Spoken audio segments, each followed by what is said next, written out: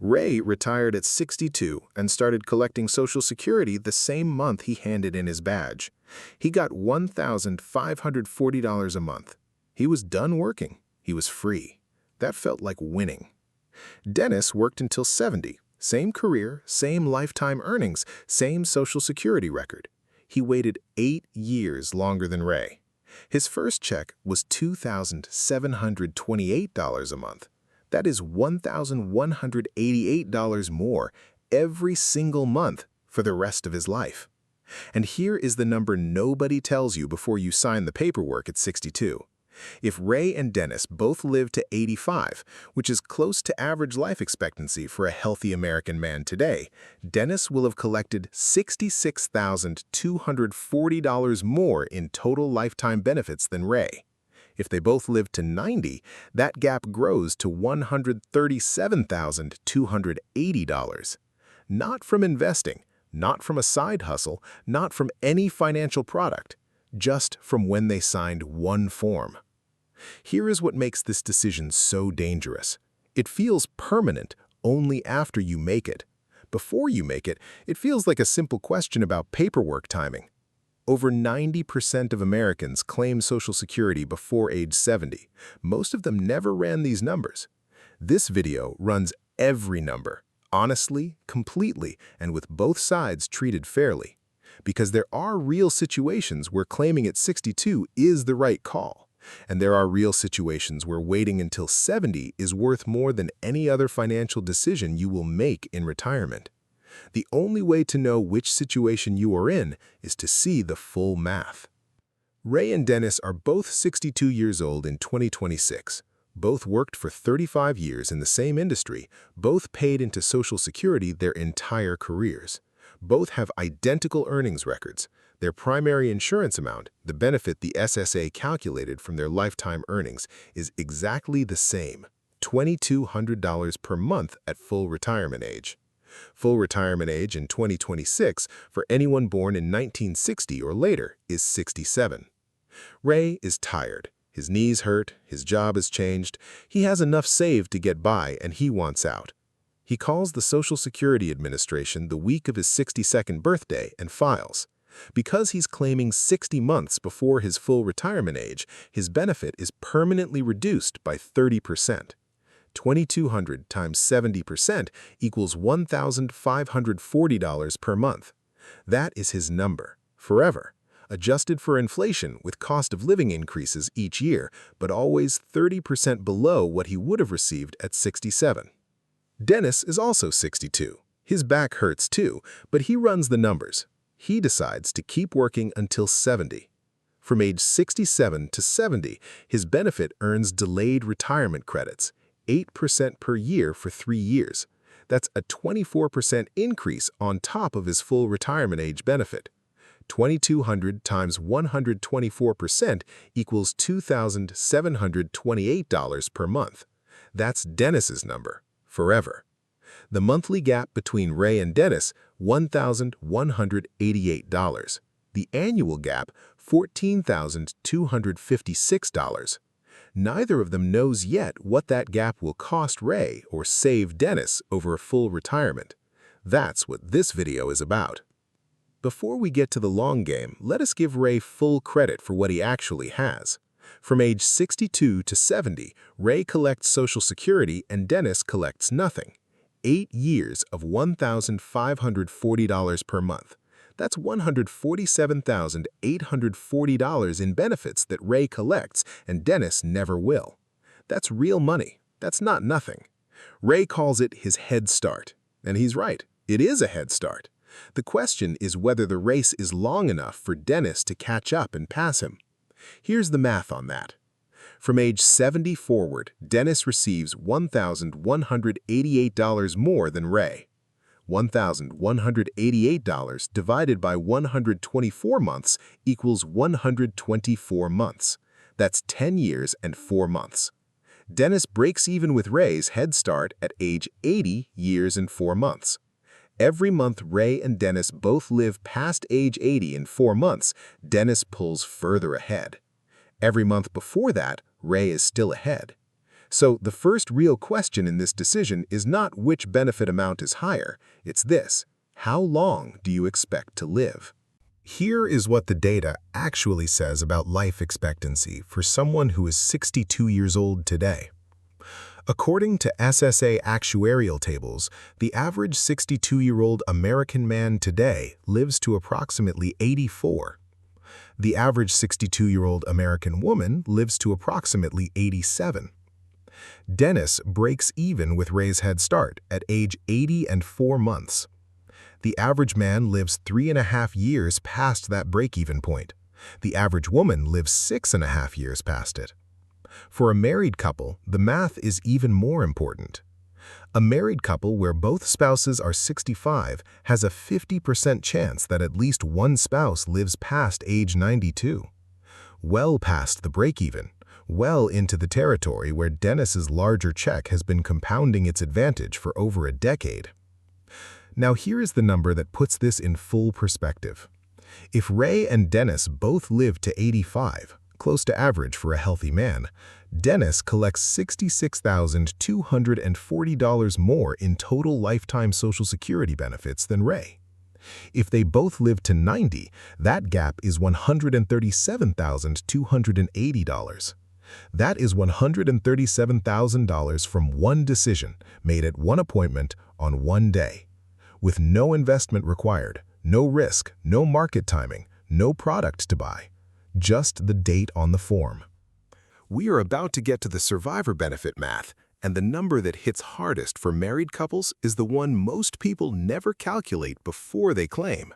Subscribe now so you catch the full picture. The math gets more important from here. Here is the piece of this calculation that almost nobody includes when they make this decision at 62. The survivor benefit. When one spouse dies, the surviving spouse does not keep both Social Security checks. They keep the higher of the two and lose the lower one. When Ray claimed at 62 with a reduced benefit of $1,540 per month, that reduced benefit does not just affect Ray, it becomes the ceiling for what his wife can collect as a survivor benefit if Ray dies first. When Dennis claimed at 70 with a benefit of $2,728 per month, that becomes the floor for what his wife can collect as a survivor if Dennis dies first. Let us put real numbers to this. Ray's wife is 62. Her own Social Security benefit at full retirement age is $1,400 per month. If Ray dies at 78, before the break-even point, Ray's wife must choose between her own benefit of $1,400 or Ray's survivor benefit of $1,540. She takes Ray's. It's higher, but barely. Now consider Dennis's wife. Same age, same earnings record as Ray's wife. If Dennis dies at 78, his wife chooses between her own $1,400 or Dennis's survivor benefit of $2,728. She takes Dennis's. She collects $1,328 more per month for the rest of her life than Ray's wife does. If she lives to 87, average for a woman, that's over 9 years of $1,328 per month. That's $143,424 in lifetime survivor benefits. The decision Ray made at 62 did not just affect Ray. It set the ceiling on what his wife could collect if he died first, and he never calculated that number before he filed. Let us now model both decisions all the way to age 92, which is within the realistic range for at least one spouse in most married couples. Ray's total lifetime Social Security benefits from 62 to 92, 30 years. $1,540 per month times 360 months equals $554,400. Dennis's total lifetime Social Security benefits from 70 to 92, 22 years. $2,728 per month times 264 months equals $719,792. Dennis collects $165,392 more in lifetime benefits than Ray, from the same earnings record, from the same lifetime of work, from one form filed 8 years apart. Now here is the honest counter-argument, and this video would be incomplete without it. Dennis had to live on something from age 62 to 70 while he waited. If he drew down his retirement savings during those 8 years instead of collecting Social Security, his portfolio took a hit that has its own compounding cost. This is the real trade-off, and we'll cover it completely in the next section. Ray's decision is not automatically wrong. There are 4 situations where claiming at 62 is genuinely the right call, and this video will not pretend otherwise. First, health. If you have a serious health condition at 62 that significantly shortens your life expectancy, heart disease, cancer, chronic illness, the break-even math changes completely. If you realistically do not expect to live past your mid-70s, earlier claiming produces more total lifetime benefits. The SSA designed the system to be actuarially neutral, meaning the math works out roughly the same for someone who lives to the average age, regardless of when they claim. For someone who lives significantly below average, earlier is better. Second, financial necessity. If you need the income at 62 to cover basic living expenses and you have no other source, waiting is not a real option. A smaller check you actually have is better than a larger check you cannot afford to wait for. Third, the investing scenario. There is a version of this math where claiming at 62 and investing every Social Security check at a consistent return changes the break-even calculation. At a 5% assumed return, the break-even for claiming at 62 versus waiting until 67 shifts from age 79 to approximately age 84 or 85. This matters if you genuinely do not need the income and would invest every dollar. Most people do not, but if you would, this changes the calculation. Fourth, earned income limits before full retirement age. If you claim before 67 and continue working, the earnings test reduces your benefit by $1 for every $2 you earn above $24,480 in 2026. If you plan to keep working at a meaningful income at 62, claiming early can backfire immediately. The honest summary: claiming at 62 makes sense if your health is poor, you need the income, you would invest every dollar, or you plan to stop working completely. It is a mistake if you're in good health, do not need the money immediately, and never ran the 30-year number. Most people who claim at 62 are in the second group. They claim early not because the math supports it, but because they never ran the math. If this breakdown is already showing you something that typical Social Security conversation never covers, give this video a like right now.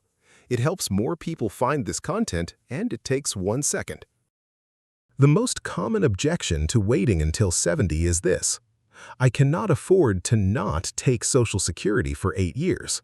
That's a fair objection, and it has a real answer. It's called the bridge strategy. From age 62 to 70, Dennis does not collect Social Security.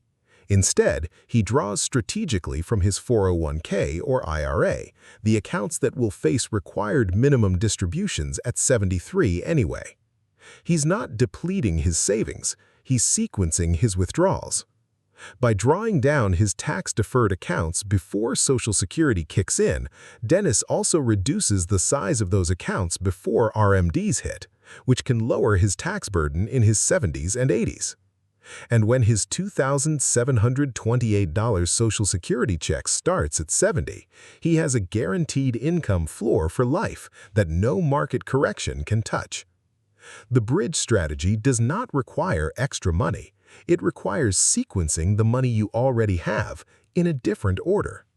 A financial planner or the SSA's free benefit estimator at ssa.gov can model this for your specific situation. The point is this: I cannot afford to wait is often a sequencing problem, not a savings problem. Here is the framework that holds up for anyone making this decision. Step 1. Get your actual numbers from ssa.gov. Log in or create an account and download your Social Security statement. It shows your projected benefit at 62, at 67, and at 70 based on your real earnings record. Use your actual numbers, not averages. Step 2. Calculate your break-even age.